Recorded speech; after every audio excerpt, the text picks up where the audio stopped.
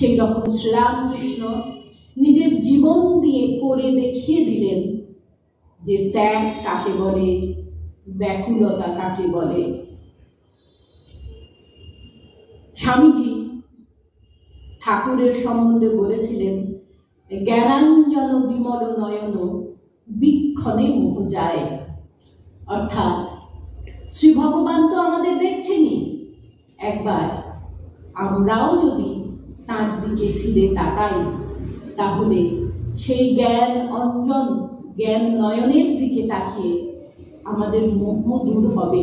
তাকে যদি আমরা নিরীক্ষণ করি, অর্থাৎ তাকে যদি আমরা চিন্তন মনন করি, তাহলে আমাদের মনের কলুষ দূর হবে, মলিনতা দূর হবে, অন্ধকার অজ্ঞানতা দূর হবে, মোহ নাশ হবে। স্বামীজির কথা তো মিথ্যা হতে পারে না। যেমন জ্ঞান সূর্য উঠলে আপনা আপনি অজ্ঞানতার কারণে অপসারিত হয়, সেই রকম প্রভু নিরীক্ষণ করলে আমাদের মনের অজ্ঞানতা দূর হয়, মোহ নাশ হয়। তখন সেই বিমল নয়নের দিকে তাকিয়ে আমরা বলতে পারি, জগন্নাথ স্বামী নয়ন পথগামী ভবতু মে।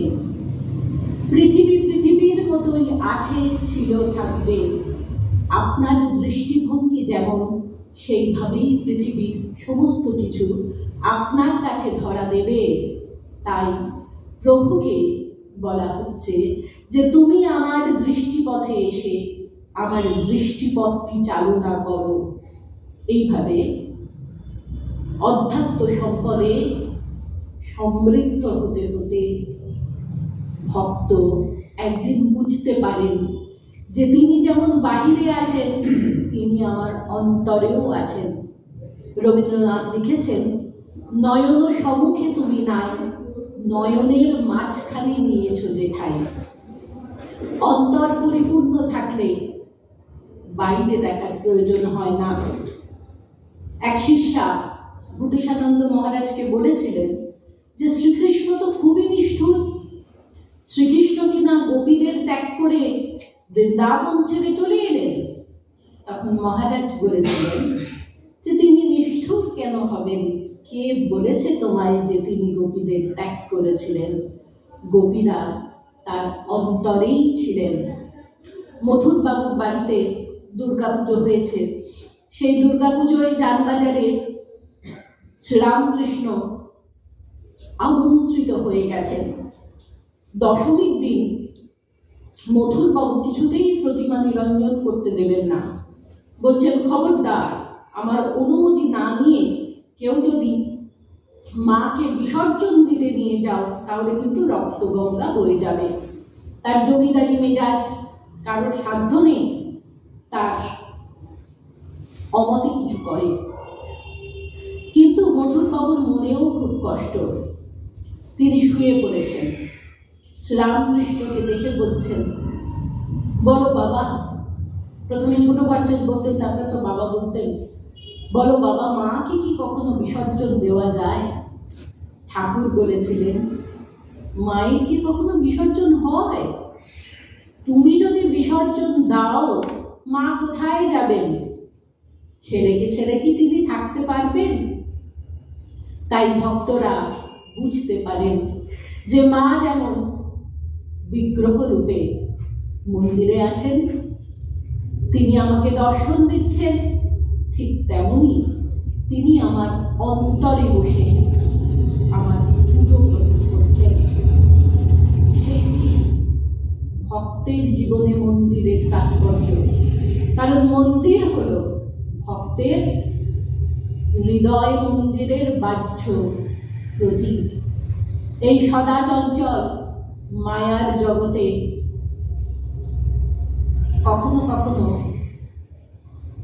মায়াতীত মাধুর্যেরও আভাস আমরা পাই। তখন বুঝতে পারি যে সৃষ্টির মধ্যেই স্রষ্টা ওতপ্রোত হয়ে আছেন। সেই অনুভূতি দেন আমাদের জগৎ জননী সারদা দেবী। তিনিই আমাদের মা দুর্গা এবং গর্ভধারিণীকে এক আসন আসনে বসিয়ে প্রণাম করার সুযোগ করে দেন। স্বামীজি তাকে জ্যান্ত দুর্গা তো বলেছিলেন, কিন্তু সারদা দেবী তো দশপ্রহর রণধারিণী হয়ে আসেননি। এ যুগে তো তাকে শুম্ভ নিশুম্ভ অসুরকে বধ করতে হবে না, তারা তো ঢাল তরোয়াল নিয়ে তাদের মায়ের সঙ্গে যুদ্ধ করতে আসবেন না। মা এসেছেন শ্রীরামকৃষ্ণ প্রেম সুরধ্বনি করুণা রূপিণী জননী রূপে। মানুষের মনের যে অসুর, মানুষের মনের যে পাশবিক প্রবৃত্তি, তা নাশ করতে তিনি এসেছেন। সর্বভূতে প্রেম, ত্যাগ এবং বিশেষভাবে মাতৃত্বের দ্বারা তিনি মানুষের যে পাশবিক প্রবৃত্তি, সেটি কিভাবে দমন করা সম্ভব, কিভাবে মানবীয় গুণগুলি বিকাশ করা সম্ভব, সেই শিক্ষাই দিতে এসেছেন। তিনিই একমাত্র জননী, যিনি মা দুর্গা এবং আমাদের গর্ভধারিণী জননীকে এক আসনে বসিয়ে পুজো করার সুযোগ করে দিয়েছেন। একাধারে তিনি যেমন অত্যাশ্চর্য ক্ষমতার অধিকারিণী, আবার তাকে দেখে অনেক মা হারা সন্তান বলেছেন, বলে থাকেন যে ছোটবেলায় আমার মা চলে গেছে, আমি মাকে হারিয়েছি, মায়ের মুখটিও আমার মনে পড়ে না। কিন্তু জানো, যখন সারদা দেবীর ফটোটি দেখি তখন মনে হয় আমার মায়ের মুখটি নিশ্চয়ই এই রকমই ছিল।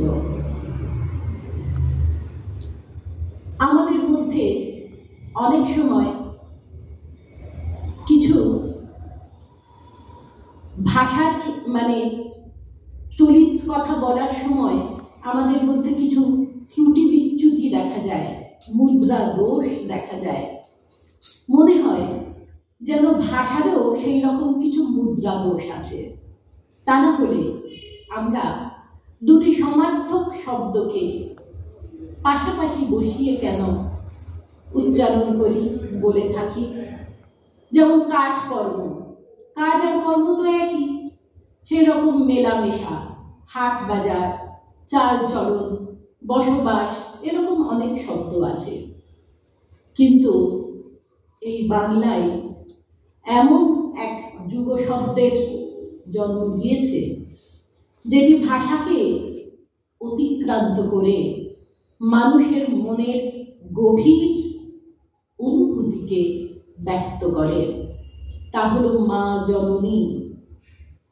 জননী অর্থাৎ গর্ভধারিণী, কিন্তু মা বলতে তার থেকে অনেক অনেক বেশি কিছু বোঝাচ্ছে। বাড়িতে ঠাকুমা দিদিমার মুখে বলতে শুনেছি, জন্ম দিলেই হয় না মাতা, মা হওয়া কি মুখের কথা? সত্যিই মা হওয়া মুখের কথা নয়। বিশেষত যে মা সারদা মা, যিনি নিজেই বলেছেন তিনি সকলের জননী এবং সত্যিকারের মা। বালকের মা চাই। দাসীপুত্র মনিবের ছেলের সঙ্গে ঝগড়া করে বলে, আমার মাকে বলে দেব। বড়নগর মঠে লাটু মহারাজ, তিনি নিজের জন্য ছোড়া সেদ্ধ করে কড়াইটা ধুতে ভুলে গিয়েছিলেন। শশী মহারাজ শ্রীরামকৃষ্ণের সেবার এতটুকু ত্রুটিও বরদাস্ত করতেন না। তিনি ঠাকুরের জন্য হালুয়া প্রসাদ বানাবেন, সেই অপরিচ্ছন্ন কড়াই দেখে ভীষণ রেগে গিয়েছিলেন, দারুণভাবে তিরস্কার করেছিলেন। তখন ক্ষুব্ধ লাটু মহারাজ বলেছিলেন, আমি মাকে পত্র দিব। একদিন মা তার ভাই, আমাদের কালী মামা, তার বাড়ির সামনে একটা প্রস্তর খণ্ডের উপর বসে আছে। পরনে লাল তরুণ পাড় সাদা শাড়ি, মাথায় 8 ঘোমটা, মুখটি অনাবৃত। হাতে দুটো ডায়মন্ড কাটা বালা, পায়ের আঙুলে লোহার আংটি, গলায় খুব ক্ষুদ্র আকারের রুদ্রাক্ষের মালা, চোখে করুণার দৃষ্টি, মুখে স্মিত হাসি। সুদূর বাংলাদেশ থেকে এসেছেন এক যুবক, পরে যিনি রামকৃষ্ণ সঙ্ঘে যোগদান করে হয়েছিলেন মায়ের একনিষ্ঠ সেবক শারদেশানন্দজি। তিনি তার সেই প্রথম দিনের অভিজ্ঞতার কথা ব্যক্ত করে বলেছেন, রূপ দেখিলাম, কণ্ঠ শুনিলাম, এক মুহূর্তে আপনার হইয়া গেলাম, মা সত্যই মা। সুদূর আমেরিকা থেকে এসেছেন বেটি লেগেট। তিনি বলছেন, মা যেমন সুন্দর, মায়ের ফটোটিও চমৎকার। আমি একটা ফটো সংগ্রহ করেছি আমেরিকায় নিয়ে যাব বলে।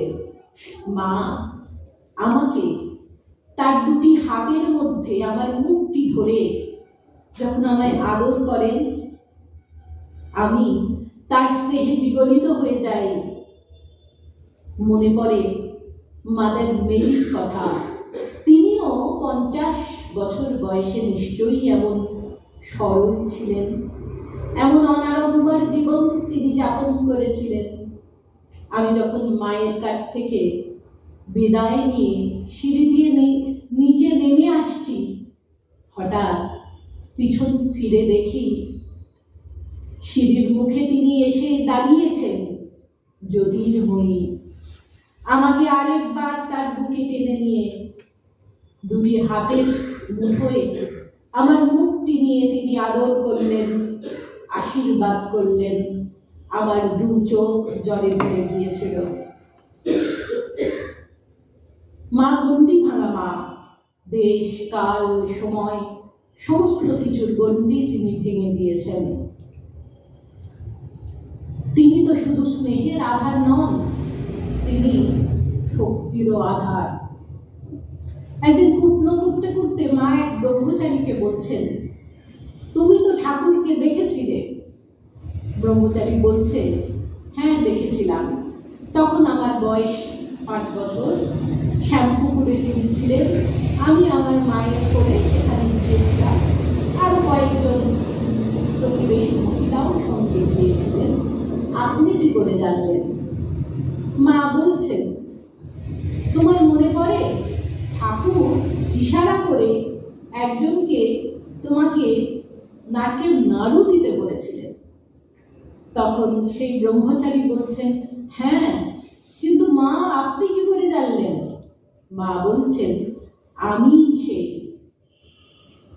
কিন্তু তুমি তো ঠাকুরকে আরেকবার দেখেছিলে পুরীতে জগন্নাথ দেবের মন্দিরে, তুমি তাকে হাতছানি দিয়ে ডেকেছিলে। সেই ব্রহ্মচারী বলছেন, ঠাকুর আগে আমাকে হাতছানি দিয়ে ডেকেছিলেন, তাই আমি পরে তাকে হাতছানি দিয়ে ডেকেছিলাম। মা আপনি কি করে জানলেন? মা বলছেন, চারিদিকে হই হই পড়ে গিয়েছিল মন্দিরে, ছেলের আমার দর্শন হয়েছে। সেই বিস্মিত ব্রহ্মচারী বলছেন, কিন্তু মা বলুন আপনি কি করে জানলেন? মা বলছেন, আমি সেখানে ছিলাম। এমন অত্যাশ্চর্য ক্ষমতার যিনি অধিকারিণী, সারা বিশ্বের মানুষের তো তাকে সম্ভ্রম করে চলা উচিত। কিন্তু মা তার ভুবন মোহিনী মায়ায় সবাইকে মুগ্ধ করেছেন। তার অত্যাশ্চর্য ক্ষমতায় তিনি বিশ্ববিজয়ী বিবেকানন্দকে, সিংহিনী নিবেদিতাকে, পাগল হরিশকে, মাতাল পদ্মবিনোদকে, ডাকাত আমজাদকে সামলেছেন। শুধু সামলেছেন তাই নয়, ভালোবাসায় মুগ্ধ করেছেন।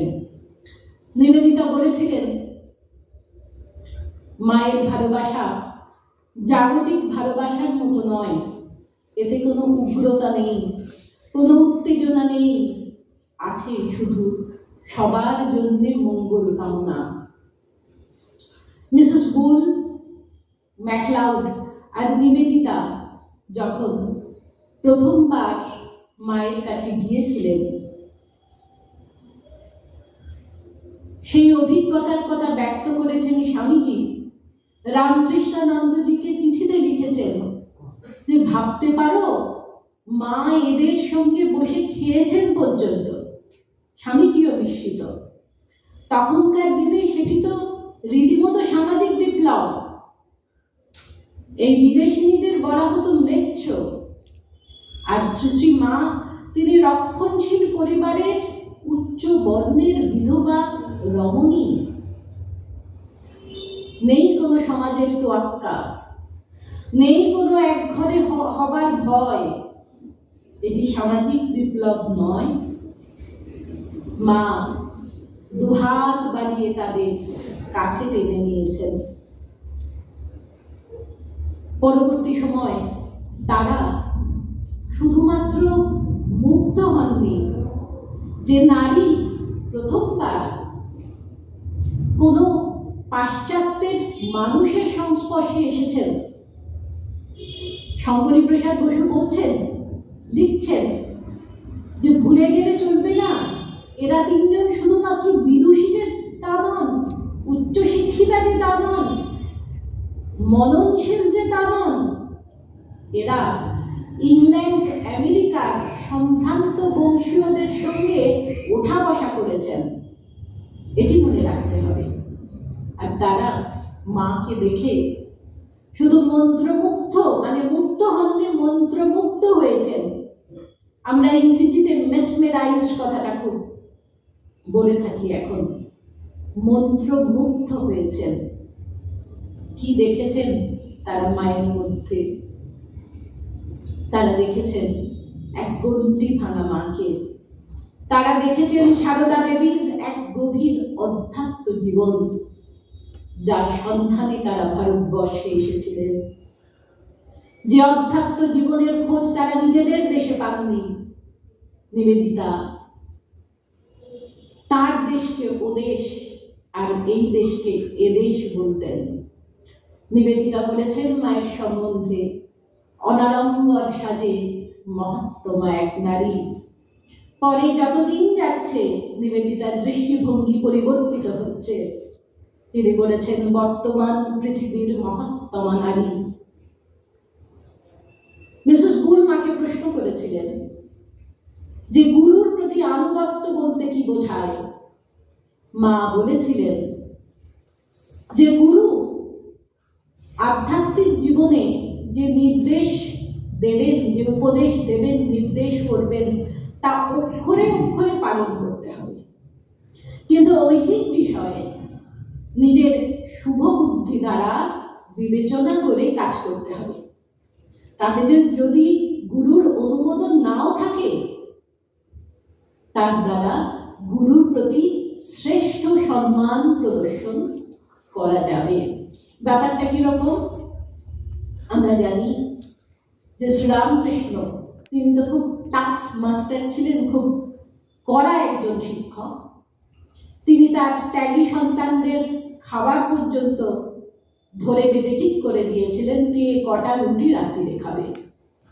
কিন্তু তিনি যখন জানতে পারলেন যে মায়ের প্রশ্রয় তারা বেশি বেশি খাচ্ছে, তিনি চিন্তিত হয়েছিলেন। কিন্তু মা কি বলেছিলেন যে এ নিয়ে তাকে ভাবতে হবে না, তিনি এদের ভবিষ্যতের ভার নিয়েছেন। শ্রীরামকৃষ্ণ সবসময় নিজেকে দেখিয়ে বলতেন এ আর কি করেছে।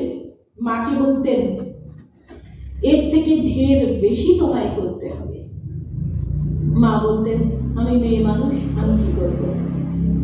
কিন্তু এই যে মার ব্যবহার, এতে ঠাকুর নিশ্চয়ই খুশি হয়েছিলেন যে সংঘ জননী জেগেছেন, ভাবী সংঘের স্থপতিদের তিনি ভাগ নিয়েছেন।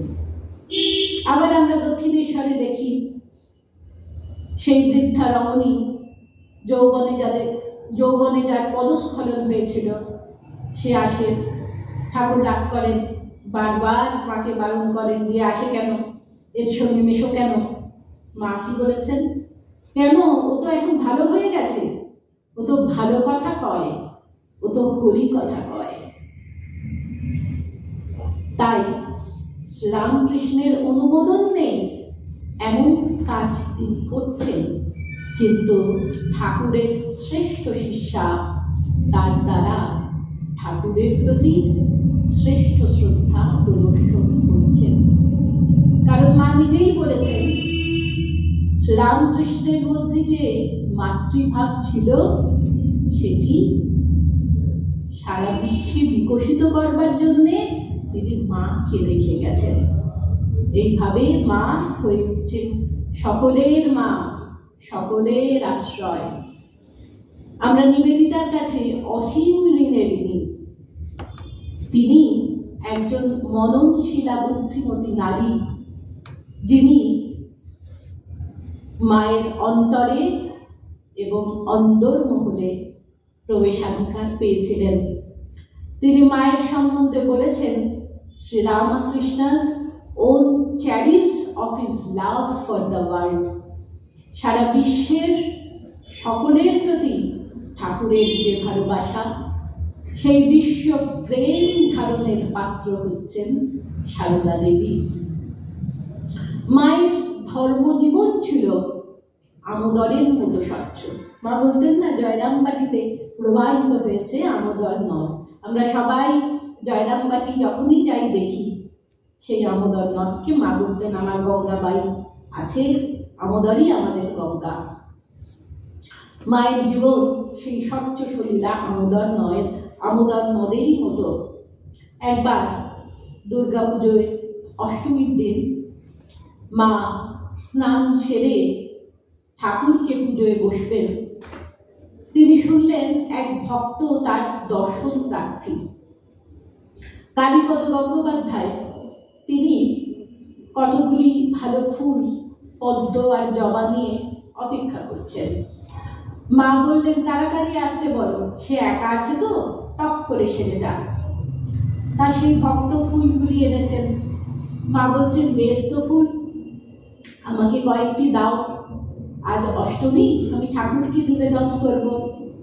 তা সে ভক্ত তো গদগদ হয়ে পুরো ফুলের থালাটি মায়ের হাতে তুলে দিয়েছেন। মা তখন হেসে বলছেন, না না, সবকটি নয়, তুমি তো আবার পুজো করবে। তা সেই ভক্ত মায়ের চরণ বন্দনা করলেন। মা বললেন যে, তুমি নিচে গিয়ে অপেক্ষা করো, আমি পুজো করে তোমাকে প্রসাদ পাঠিয়ে দেব। ভক্তের এই গদগদ ভাব দেখে মা তো হেসেই খুব। এই হাস্যময়ী মা জননী যখন গম্ভীর হয়ে থাকতেন, ভূমানন্দ মহারাজ বলছেন, তখন কারোর সাহস ছিল না মায়ের কাছে যাবার বা মাকে কিছু বলার। কিন্তু আমি কখনো তাকে চিৎকার করে কাউকে গালিগালাজ বা তিরস্কার করতে শুনিনি। মা অত্যন্ত মৃদু কণ্ঠে কথা বলতেন, আর কথা বলতে বলতে থেমে যেতেন। যোগীন মা বলেছেন, মা যে কোনো প্রসঙ্গে হোক, সে ধর্ম প্রসঙ্গ বা শ্রীরামকৃষ্ণের প্রসঙ্গে, কথা বলতে বলতে থেমে যেতেন, যেন যেটি বলবেন সেটি আগে ভালো করে দেখে নিচ্ছেন। আর তখন তার দৃষ্টি হতো ফ্যালফ্যালে, যেন মনটি আর এই বিশ্বে নেই, যেন মনটি অনেক উঁচুতে কোথাও চলে গেছে। স্বচ্ছ দৃষ্টিপাতরা বলেন যে ইন্দ্রিয় গ্রাহ্য এবং অতীন্দ্রিয় রাজ্যের মধ্যে তার কোথাও স্থিতি, এবং সহজেই তিনি একটি থেকে আরেকটিতে বিচরণ করতে পারতেন। মা খুব গান শুনতে ভালোবাসতেন, বিশেষত কীর্তন শুনতে ভালোবাসতেন, নিজে গানও গাইতেন। ভানুপিসি তখন শ্রীরামকৃষ্ণের কণ্ঠস্বর শুনতে পেতেন। তারা সুন্দরী একদিন মাকে খুব সুরেলা গলায় গান শুনিয়েছিলেন। আমায় নিয়ে বেড়ায় হাত ধরে, আমি যেখানে যাই সে যায় পাছে, বলতে হয় না জোর করে। মা মুগ্ধ হয়েছিলেন, কাপড়ের খুঁট দিয়ে চোখের জল মুছেছিলেন, তারপর বলেছিলেন, কি গানই তুই সোনালি মা। এই যে তারা সুন্দরী, বিনোদিনী, এরা তখনকার দিনে নাটক করতো তো, এই নটিদের কেউ সম্মানের চোখে দেখত না, কিন্তু মা তাদের ভালোবাসতেন বলে তিন করি তারা সুন্দরী বিনোদিনী মায়ের কাছে আসতো। মা কিন্তু গুণের কদর করছেন। কয়েকজন মহারাজও আপত্তি করেছিলেন। মা তখন বলেছিলেন যে এরা যদি আসতে না পারে আমি তাহলে এখানে থাকবো না। ব্যাস, সব আপত্তি থেমে গিয়েছিল। শ্রীমা 36 জাতের এটো কুড়িয়েছেন, বলেছেন সূচিবাই যত বাড়াবে তত বাড়বে, বলেছেন ভক্তের কোনো জাত নেই। সত্যেন্দ্রনাথ মজুমদার, যিনি পরে আনন্দবাজার পত্রিকার সম্পাদক হয়েছিলেন, তিনি বলছেন যে তার যখন 13 বছর বয়স তখন তিনি মাকে দর্শন করেন উদ্বোধনের বাড়িতে। বলবো তো দাদা? আচ্ছা, তিনি দর্শন করেন মাকে উদ্বোধনের বাড়িতে। তিনি বলছেন, আমি মাকে বিভিন্ন সময় বিভিন্ন ভাবে দেখেছি। উদ্বোধনে তার এক রূপ, জয়রামবাটিতে আরেক রূপ। জয়রামবাটিতে তিনি ভাইদের সংসারের মধ্যে নিজের একটা সংসার পেতে বসতেন, আর সেই গ্রাম্য নারীদের সঙ্গে একাত্ম হয়ে যেতেন। সেখানে তিনি কারোর পিসিমা, কারোর দিদি, কারোর মা, কারোর শুধুই সারু বা শাড়ি। মা সংসারের একজন হয়ে থাকতেন, সংসারের কাজের ভিড়েও তিনি নিজের স্বাতন্ত্র্য রক্ষা করতেন। দশভুজা হয়ে সংসার সামলেছেন, কখনো রান্না করেছেন, কখনো কুটনো কুটেছেন, আবার কুটনো কুটতে কুটতে সন্তানের মনের সংশয় দূর করেছেন। সত্যেন্দ্রনাথ মজুমদার বলছেন, তখন আমি জয়রামবাটিতে ছিলাম। একদিন গ্রামের পথে একটি যুবকের সঙ্গে দেখা, প্রায় আমার সমবয়সী, মাথায় ঝাঁকড়া ঝাঁকড়া চুল, বলিষ্ঠ শরীর, চোখ দুটি লাল। আমাকে এসে জিজ্ঞাসা করেছিল, মায়ের বাড়ি কোথায় বলতে পারেন? আমি বলেছিলাম যে আমি সেখানেই আছি, চলুন। আমি তাকে রাস্তায় তার নাম জিজ্ঞাসা করেছিলাম। সে বলেছিল, আমার নাম নেই, বংশ নেই, কুল নেই, আমি মায়ের পূজার বলি, শুধু উৎসর্গের অপেক্ষায়। উন্মাদ ভেবে তাকে আর বিশেষ কিছু জিজ্ঞাসা করিনি। সে মায়ের কাছে যখন এসেছিল, মা তাকে তেল দিয়েছিলেন এবং তেল মেখে স্নান করতে বলেছিলেন। সে শান্ত হয়ে স্নান করে মায়ের কাছে এসে চুপটি করে বসেছিল। মা তাকে মুড়ি আর জিলিপি খেতে দিয়েছিলেন, তার মাথায় গায়ে হাত বুলিয়ে দিয়েছিলেন এবং হাত ধরে তাকে ঠাকুর ঘরে নিয়ে গিয়ে ভিক্ষা দিয়েছিলেন। পরে বলেছিলেন যে ওর এটা শেষ জন্ম, তাই এমন অশান্ত। দীক্ষার পরে গুরুগৃহে সে অন্নপ্রসাদ গ্রহণ করে ঘুমিয়ে পড়েছিল, গভীর নিদ্রা। বিকেলবেলা আবার আমরা হাঁটতে বেরিয়েছিলাম। এখন কিন্তু সে অনেকটাই শান্ত, সে উগ্রতা নেই তার চেহারায় এবং ব্যবহারে। সে নিজে থেকেই আমাকে বলেছিল যে অসম সাহসিক কিছু করার জন্য বাড়ি থেকে বেরিয়েছিলাম, ভেবেছিলাম মায়ের আশীর্বাদ নিয়ে দেশমাতৃকার চরণে নিজেকে সঁপে দেব, কিন্তু তার হলো না। বিশ্বজননীর চরণেই নিজেকে সঁপে দিলাম, মনে আর কোনো ক্ষোভ নেই। সত্যেন্দ্রনাথ মজুমদার বলছেন যে কয়েকবার পরে তাকে উদ্বোধনের বাড়িতে দেখেছিলাম। তারপর মুঙ্গেরে রামকৃষ্ণ মিশন, যে ত্রাণের ব্যবস্থা করেছিলেন প্লেগ রোগীদের সেবায়। সেই ত্রাণে আমি যেমন গিয়েছিলাম, সেই যুবকও গিয়েছিল এবং নিরলসভাবে প্রাণ ঢালা এমন সেবা বড় একটা কাউকে করতে দেখিনি। প্লেগের রোগীদের সেবা করতে করতে সে নিজেই প্লেগে আক্রান্ত হয়ে মৃত্যুবরণ করেছিল। মৃত্যুবরণ না বলে জীবনকে উৎসর্গ করেছিল বলা যায়। মায়ের কাছে যখন এই খবরটি এসেছিল, মা অনেকক্ষণ চুপ করে মাথা নিচু করে বসেছিলেন। বনফুলের চৈতন্য মানুষে মায়ের যে রূপটি ধরা পড়েছে সেটি তিনি ব্যক্ত করেছেন তার কবিতায়।